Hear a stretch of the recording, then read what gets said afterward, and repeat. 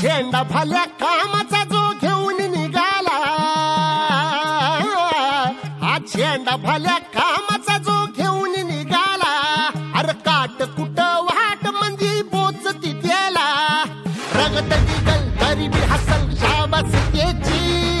रगत निघल तरी बी हसल शाबास त्याची, तू चाल पुढं तुला रगड्या भीती कशाची, परवा बी कुणाची, मन शुद्ध तुझं गोष्ट आहे पृथ्वी मोलाची।